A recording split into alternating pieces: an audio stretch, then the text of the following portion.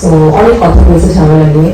তো প্রথম প্রশ্ন সবাই বলে ওয়াই ঝামেলা নামটা কেন, আরো কত সুন্দর সুন্দর নাম আছে না। তো সেখান থেকে ঝামেলা আসলে লাইফটা অনেকখানি ঝামেলা, তো ঝামেলা ঝামেলা করতে করতে ঝামেলা চুজ করেছে এবং সিনেমার নাম ঝামেলা। আমার কাছে যখন প্রথম ইয়ান স্ক্রিপ্ট নিয়ে আসেন, তার সাথে প্রথম কাজ আমার, তার তো প্রথম সিনেমার নির্দেশনা। তো কিছু কিছু পয়েন্ট দেখেছি। গল্পটা এতটা বেশি নারী কেন্দ্রিক, আর আমরা তো আসলে যতই যাই বলি না কেন আমাদের দেশের নারীদেরকে একটু কম বোঝা হয়, কম বুঝতে পারার বিষয়টা এরকম, বুঝতে চাওয়া হয় না, এইটা অনেক বেশি।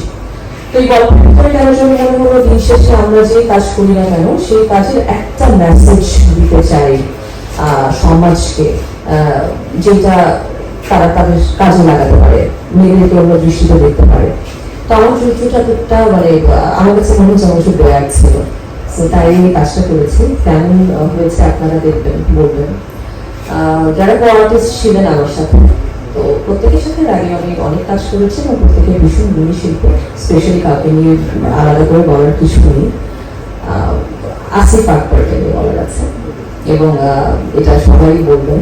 আসিফের সাথে আগে আমি একটা কাজ করেছি 2019-এ, নাম ছিল বহিমের গান, একটা প্রডিউসড সিনেমা যেটাকে বলে ডিজিটাল ফিল্ম, সাদাত হোসেন মানে বানিয়েছিলেন। তখন থেকে তাকে চিনি, সবার যেরকম পছন্দ তার সাথে মানে আমি তাকে সবার থেকে একটু বেশি পছন্দ করি। I don't know why, because he is such a nice gentleman. আর আমি তাকে অভিনয় শিখিয়েছি, এটাতে he has to mention that first time তার মিউজিক ভিডিওর পরে একটা সিনেমা সে করেছিল আমার সাথে। সো এনিওয়ে নিজের ক্রেডিট নিজেই নিচ্ছি।